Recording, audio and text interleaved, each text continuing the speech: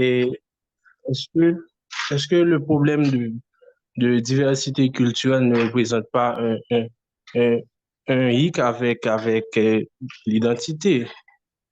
Ouais, mais en fait, tu as posé une très bonne et belle question. Je le note et puis, écoute, en fait, je vais le mettre dans ta note de participation. Écoute, euh, là, tu reviens à une question anthropologique, plus anthropologique que psychologique, mais je tiens à te répondre. Donc, si vous, en fait, je ne sais pas si vous connaissez des travaux d'Apatoraï, donc, mais Apatoraï essaie de répondre à cette question. Même Edgar Morin, en fait, dans l'avenir, en fait, dans son texte qui porte sur l'avenir de l'humanité, donc, il a essayé aussi de répondre à cette question. Bon, maintenant, on est pris dans ce qu'on appelle la mondialisation. Vous et moi, on est conscient qu'il y a ce qu'on appelle la mondialisation, donc la lutte entre le global et ce qu'on appelle et le local.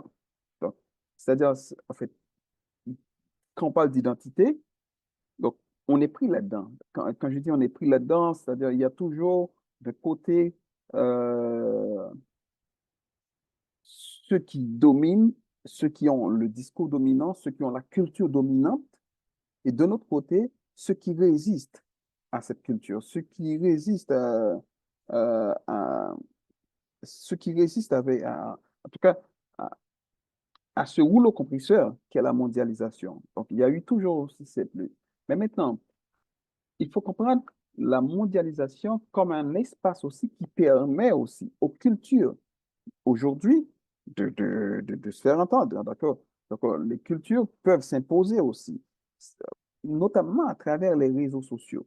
À travers les réseaux sociaux, même si je suis en Allemagne, je suis un Allemand, en fait, si j'écris Rara sur YouTube ou sur WhatsApp, enfin, pas WhatsApp, je veux dire, mais c'est sur Facebook, ou bien en tout cas sur d'autres plateformes, si j'écris Rara, je peux avoir accès au Rara haïtien, par exemple.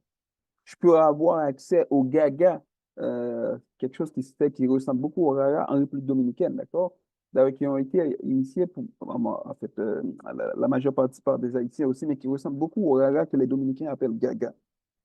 Ou, pour vous dire quoi, c'est-à-dire, c'est pas parce que en fait, il y a la globalisation, il y a la mondialisation, que les cultures ou les identités ne peuvent pas s'imposer. Donc, les identités, c'est-à-dire même dans les échanges les plus féroces, c'est-à-dire quand on est dans une situation de colonisation, il y a toujours d'échanges, même entre le dominant et le dominé.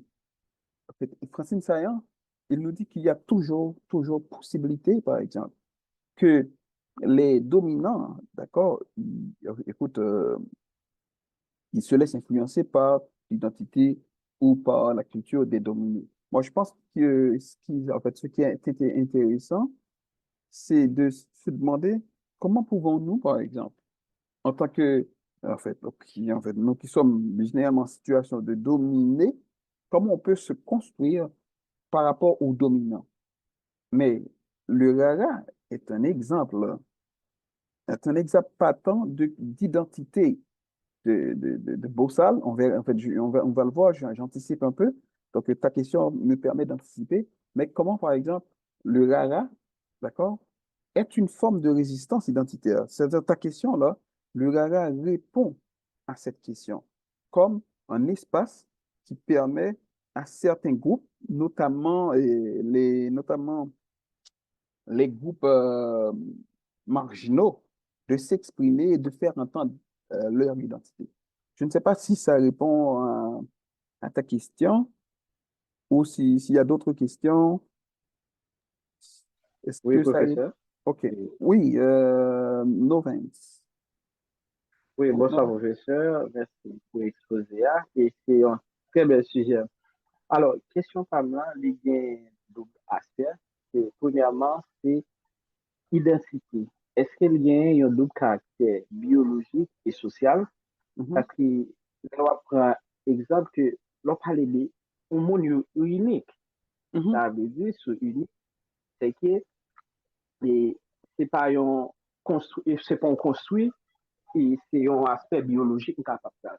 Mais puis devant que l'on a parlé de l'identité, surtout la crise identitaire, que ouais, on sorte de construit, des influences, des un ensemble de bagages culturels que j'en ai. Mhm. Et qui j'aime capable de cerner ces deux concepts. Et concept ça qui est l'identité.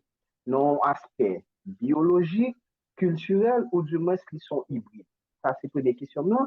Et deuxième question, Est-ce que vous permettez est-ce de répondre? que Excusez, Noven, si vous permettez de me répondre rapidement parce que Mhm. j'ai tendance à oublier les questions, je vais répondre. Si vous permettez, je vais Ok, répondre rapidement et pour ok, qu'après. ok, vas-y. Bon, Noven, en fait, nous allons aller directement dans la réponse. Bon, c'est une belle question.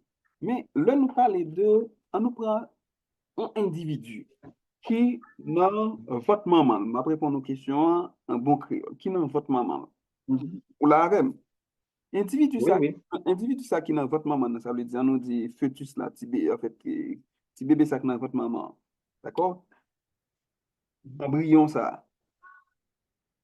Résultat qui s'allie, selon même. Monsieur, pour moi, c'est résultat en relation sexuelle, c'est-à-dire en relation sociale. Oui, oui. D'accord? Non, oui. C'est deux mondes qui décidaient en bon créole que bagaille et puis qui baillent naissance en fait, qui baillent naissance à continu monde, hein, d'accord? Donc, c'est-à-dire, Oui. tout, Ça est général, là, en quelque sorte.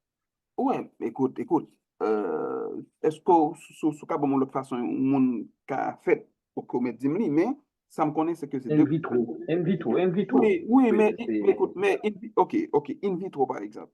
Est-ce que in vitro, ça veut dire que par exemple, il n'y a pas quelque part en fait, le spermatozoïde d'un individu mâle et, je sais pas, les ovules d'une femme, un individu femelle, XY. oui. Donc, c'est-à-dire, quelle Ok, que soit la manière, en fait, quel que soit Jean Ouvir là, nos en fait, il n'existe pas d'individus qui sont, d'accord, tombés du ciel. Les individus sont les résultats des rapports sociaux, des rapports qui peuvent être d'ordre sexuel, je sais pas, écoute, toutes sortes. Oui, oui. Mais quelque part, il y a les spermatozoïdes d'un homme, les ovules d'une femme, d'accord, et qui peuvent être in vitro ou dans un utérus, d'accord, féconde féconde pour donner ce qu'on a un être humain. Ben, même, en fait, là encore, par exemple, quand tu éjacules en tant qu'homme, ou quand la femme, par exemple, en fait, à ses ovules, d'accord, prêts pour la fécondation. C'est le patrimoine de toute une génération, hein? Ouais. Donc, tu vois, les 24 paires, d'accord? Donc, de chaque côté, c'est les patrimoines de toute une génération. 23 paires, donc c'est les patrimoines, c'est le patrimoine de toute une génération. Donc, c'est juste pour dire que donc, cet individu que tu es là, par exemple, avec qui me parle présentement en Ovens, donc tu es le résultat, d'accord, des relations sexuelles entre ta mère et ton père, qui, eux, par exemple, charrient le patrimoine de toute une lignée. Ça, c'est l'aspect. C'est-à-dire, même si quand tu prends l'individu, mais on va admettre que ils vont créer un individu, d'accord, unique qui est Novens. Unique. Yeah. Mais maintenant, Novens, par exemple, a ses caractéristiques. Il est, comment je peux dire ça? En fait, il fait 120 kilos, d'accord? En fait, je l'espère, il mesure, en fait, 1 m 80. 1 m 40. Ah Il non, parle pas tout ça. français, il parle créole, d'accord? Il parle créole, il parle français, il parle anglais, il parle l'allemand. Donc, c'est-à-dire, tout ça, c'est des C'est en éléments. construit. Oui, C'est en construit. exactement. Donc, maintenant, ce qui n'est pas construit, par exemple, en fait, quand je dis qui n'est pas construit socialement, c'est tes empreintes, par exemple. C'est-à-dire, Exactement. C'est oui, biologique. oui, mais, si vous allez dans la profondeur, vous allez voir, par exemple, ce que tu es, est une construction, dont tes empreintes sont une construction. Donc, en fait, on te regarde comme ça, on te dit, écoute, monsieur Gen, j'ai pas parlé. Tu comprends? Ou monsieur Marché, même Jacques Maman. Donc, les gens sourit au grand-père. Tu comprends? Donc, sur mon grand-père, là, pas même connaît du tout, du tout, du tout, mais tout le monde, tout est relâché au début, ou parler de ces monsieur au songer. Donc, c'est-à-dire, oui, l'identité, il a cet aspect, je dirais, biologique, c'est-à-dire ton groupe sanguin qui peut être différent de celui de ton père. En fait, tu aimes les chats et ton père, en fait, ton père, Il déteste. déteste le chat, tu comprends? Donc, bien sûr, il va y avoir des caractéristiques qui te rendent vraiment individuel, mais cela n'exclut en rien le fait que tu sois toi-même en soi le résultat, d'accord, des rapports sexuels, des rapports sociaux. D'accord? Un jour, ton père a rencontré ta mère. D'accord? Donc, ça, Vas-y pour deuxième question. oui. Ok, oui. Dans le cas d'une crise identitaire, est-ce que nous sommes capables de considérer un transgenre comme un monde qui est en période de crise identitaire? Et si oui, qui est un phénomène social ça, il fait autant de l'argent, nous sommes capables de faire un pile corps, n'a changé sexe, puis toutefois, les taillons problème de crise identitaire, parce que nous avons sorti des filles à garçons, des garçons à filles. Est-ce que c'est une crise? Ah bon, me poser une question. Est-ce qu'il y a un transgenre, un monde qui est transgenre, est-ce que c'est un monde qui a traversé un problème de crise d'identité? Bon, Merci, professeur. opposez-moi une question difficile, oui, sincèrement. Mais, ouais, écoute, bon, me dire, sincèrement, c'est que dans la question transgenre, là, il y a différents cas, dont certains transgenres qui souffrent de ce qu'on appelle des crises d'identité. Mais tous les trans, d'accord, tous les trans ne souffrent pas forcément genre de crise d'identité si on prend crise d'identité dans un fait, genre problématique. Je le dis autrement. Il y a des personnes qui choisissent, d'accord, de changer leur sexe. Est-ce que vous savez aussi, en fait, on va le laisser rapidement de côté, est-ce que vous savez, il y a des personnes aussi il y a ce qu'on appelle la transracialité aussi. Donc, vous savez, il y a des personnes aussi qui sont nées blancs aujourd'hui, qui décident qu'on les reconnaisse, d'accord, comme noirs. Et vice-versa, des personnes qui sont nées noires, qui plaident à ce qu'on les reconnaisse comme blancs, par exemple. D'accord. Je vais vous donner Et d'autres la exemples. nation brésilienne n'est pas ainsi, excuse-moi si je t'interromps. Oui, oui. Est-ce que la nation brésilienne n'est pas ainsi? Parce qu'ils se considèrent comme des blancs. Ouais, mais il ne faut pas faire de l'amalgame. En fait, le cas du Brésil, en fait, on va le situer. Oh, non, non, non, non, je comprends très bien. Ta question est pertinente. C'est juste pour ceux qui nous suivent. En fait, ce qu'il faut comprendre dans le cas du Brésil, c'est-à-dire les Brésiliens, de manière générale, se reconnaissent comme blancs.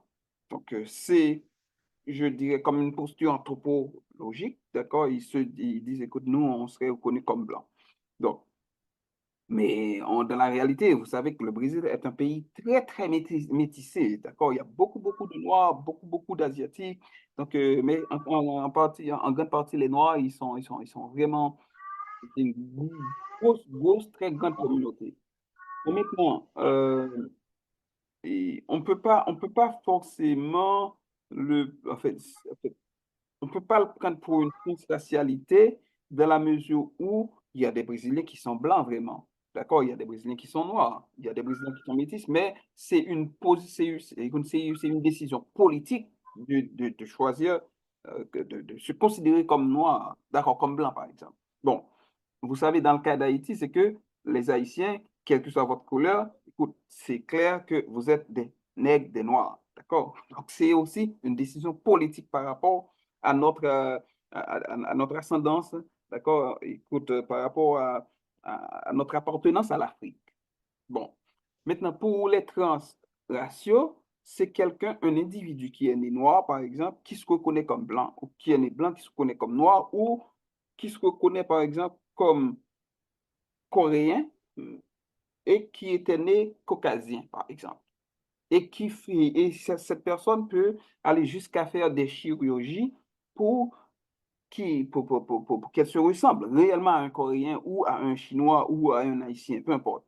Donc, c'est juste pour vous dire, là, on est là. Mais pour revenir à ta question, maintenant, quand on parle de transsexuel, c'est quelqu'un qui serait né homme, en fait, je veux dire, là, c'est encore, là, il faut être prudent quand on dit ça. Donc, c'est quelqu'un qui est Mhm. né avec un vagin ou un pénis, d'accord, et qui ne se reconnaît pas là-dedans et qui, probablement, comme tu dis, écoute, a un sérieux problème d'identité. C'est-à-dire, il dit, écoute, moi, écoute, je suis pas dans mon corps. C'est-à-dire, moi, je me vois comme femme, mais là, je me suis emprisonné dans un corps.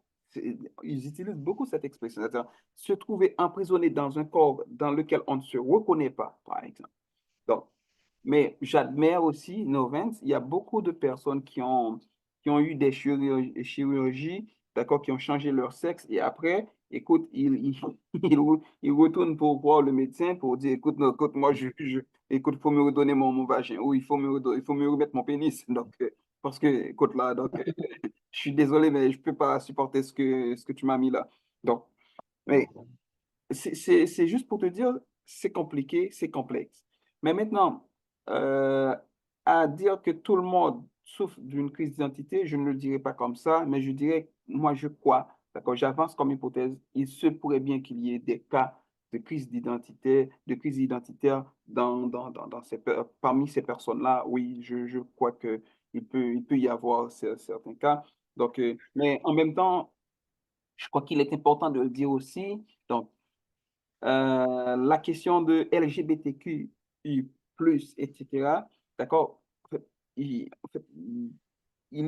y a 20 ans de cela, bon, on va dire il y a genre entre 20 à 30 ans de cela, être homosexuel a été C'est une maladie.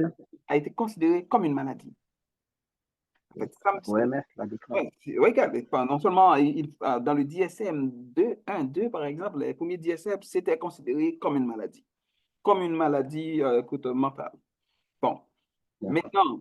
maintenant, écoute, il y a eu ce qu'on appelle un basculement là. Donc, il y a eu un changement, il y a eu en fait, un retournement. Donc, pour dire, écoute, ce qui serait considéré comme maladie mentale, c'est quelqu'un qui n'accepte pas l'homosexualité. En fait, quand je dis n'accepte pas, c'est-à-dire qui ne sont pas tolérants et qu'on les appelle homophobes. L'homophobie est, en fait, est carrément vue de plus en plus comme ce qu'on appelle une maladie, est une maladie. Donc, et c'est pris très, très Les au choses sont sérieux. inversées. Comment? Oui, on dit les choses sont inversées. Oui, mais ce qu'il faut comprendre, écoute, c'est pour ça qu'on parle des mutations sociales.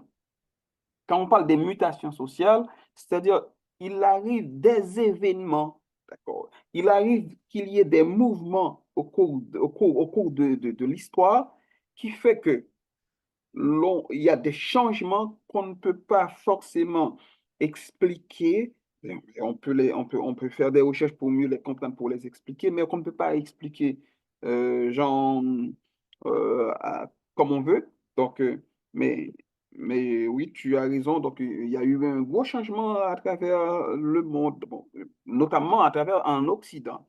Parce que ce qu'il y a aussi, en fait, ce qu'il faut comprendre, c'est que cette perception-là, d'accord, est beaucoup plus répandue en Occident.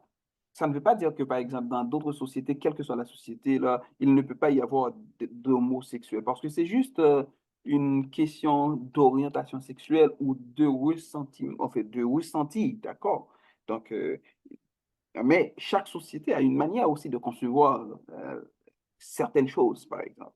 Donc, et ça ne fait pas qu'une société soit plus arriérée ou soit plus avancée. C'est juste une question de... Moi, je suis pour ce qu'on appelle le relativisme culturel, c'est-à-dire chaque société a une manière de concevoir les choses.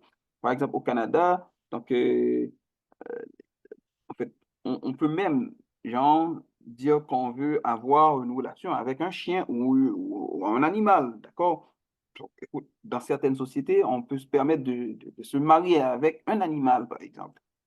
Donc, ouais, donc, chaque société a sa manière d'être. Et nous, ça fait longtemps, on se marie avec des esprits, avec au bout, dans par là. Donc, et maintenant, ils veulent dire que on n'est pas des aérés, d'accord? Chaque société a sa manière d'être. Donc, moi, je connais des personnes qui sont mariées avec Erzulie Dantor, d'accord? Donc, on se marie avec des esprits et ils se marient avec des chiens, des chats. Donc, c'est juste une question de société, donc, du contexte social. Donc, mais quand tu expliques à quelqu'un que tu te maries avec un esprit du vaudou, personne ne comprend pas. D'accord, moi, j'ai déjà eu des protestants, des chrétiens aussi qui me disent que yo, c'est Madame Jésus.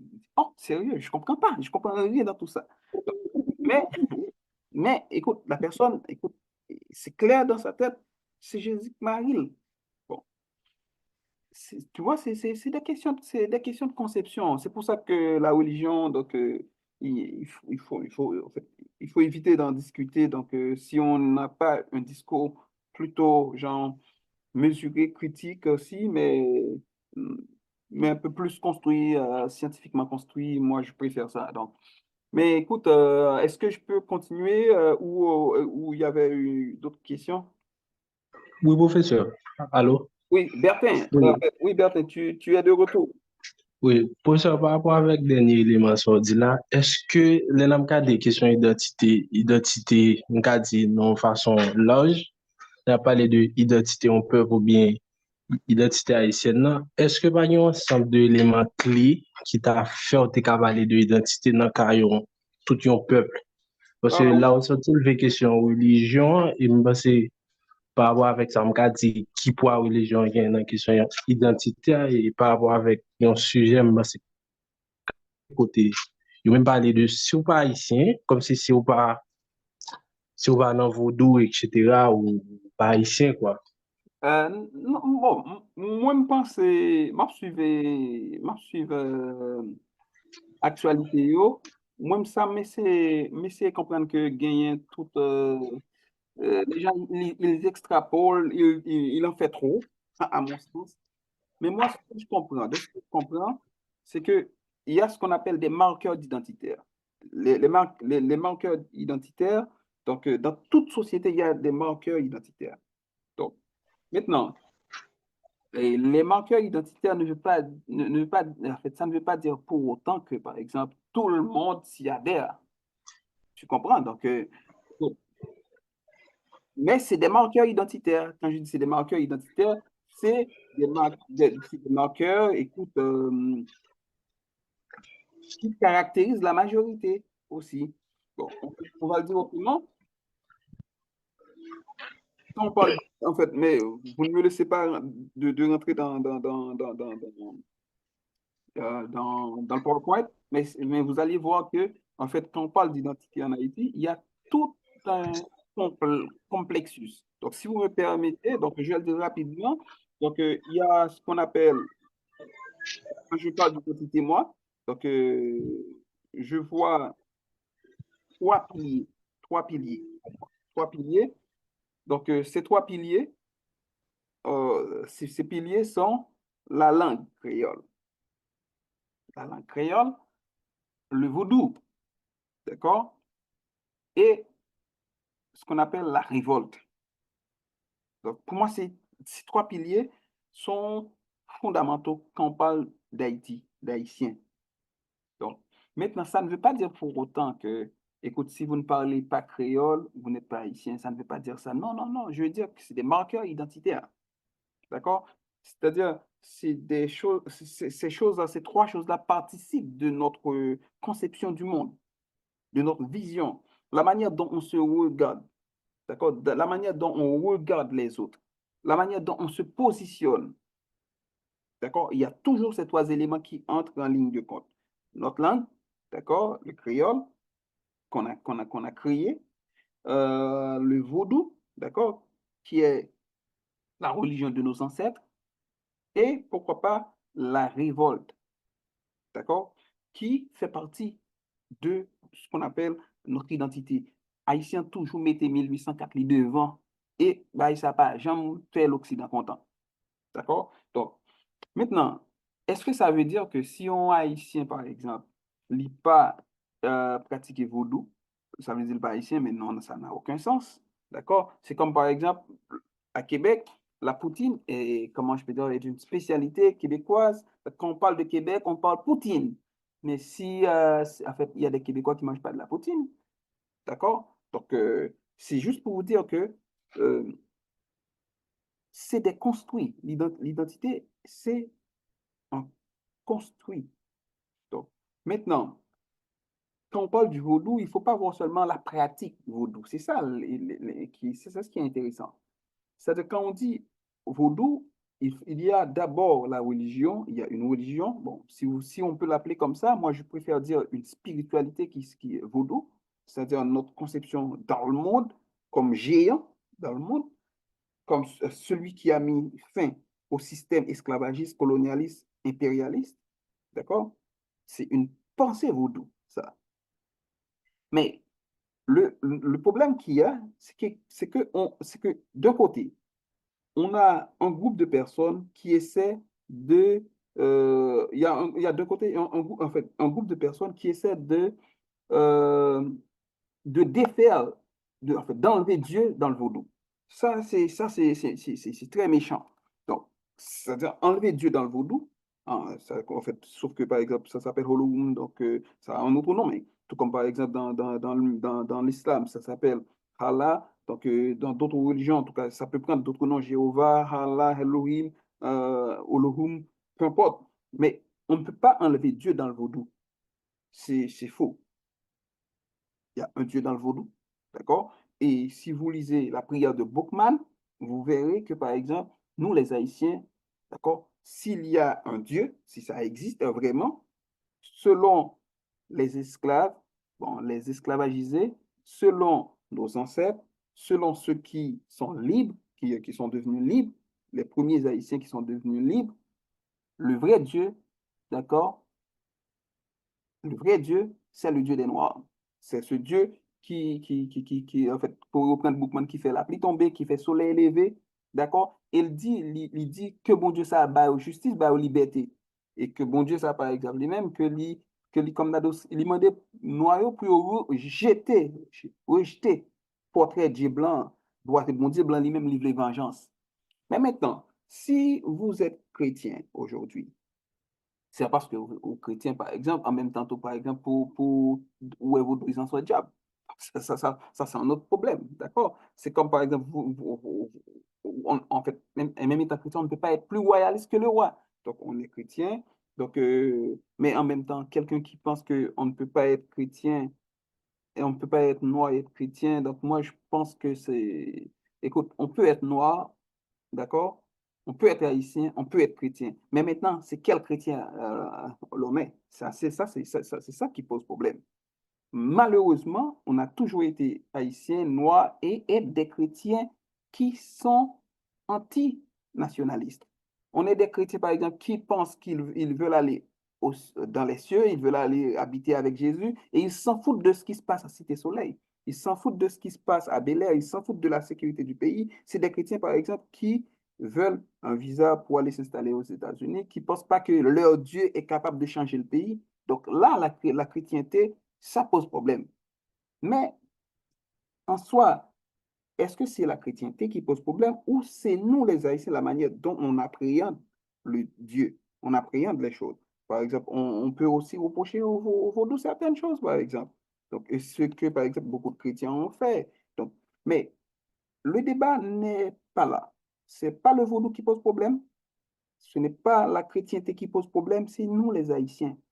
La façon dont on gère nos rapports, la façon dont on gère nos institutions, la façon dont on gère l'université, la façon dont on gère DGI, la façon dont on gère l'ONA. Si vous regardez, par exemple, si vous essayez de poser le problème d'Haïti, ce n'est ni dans le vaudou, ni dans la chrétienté le problème se pose. Le problème se pose au niveau de la moralité. Donc, écoute, nèg la ka fait tout le temps la volée, et puis nous tournons les sénateurs intel, députés intel. Mais ça, ce n'est ni le vaudou qui pose problème, ni la chrétienté qui est la cause. Donc, il faut dire que, par exemple, notre problème, ce n'est pas la religion. Et d'ailleurs, moi, je crois, le jour où l'on décide de se développer, le problème de la religion ne va plus se poser. Croyez-moi, ça ne va plus se poser. Donc, moi, je pense qu'on est dans un pays où les catholiques, les protestants, les vaudous, les musulmans, ils ont tous et toutes leur place. D'accord? Et le problème ne se pose pas à ce niveau. Le véritable problème se pose au niveau de la conscience et au niveau de qu'est-ce qu'on pense faire au pays. D'accord? Donc, moi, c'est ma position. Donc, un Ougan, par exemple, il sait que bien, par exemple, je te donne un exemple, il connaît bien, par exemple, mon cher, monsieur qui vient là, il a ses points le prend, par exemple, pour la faire kidnapping, mais c'est pas votre doux qui fait ça. D'accord? C'est pas votre doux qui fait ça. Tout comme, tout, par exemple, protestant, pasteur protestant, par exemple, il va éviter le micro, qui dit, mon cher, Jésus changé la vie, et pour qu'on connaît bien la bêtise de la passé, mon dit plein de monde est kidnappé. Non, écoute, ça, c'est pas forcément, en fait, au lieu d'attaquer la religion, le vaudou, la chrétienté, il faut nous regarder en face. On a un sérieux problème de moralité dans le pays. Donc, bon, si on veut rendre la religion responsable, on va continuer à se chicaner pour rien. Mais le problème, c'est nous. C'est les rapports humains, les rapports sociaux. Donc ça, c'est mon point de vue.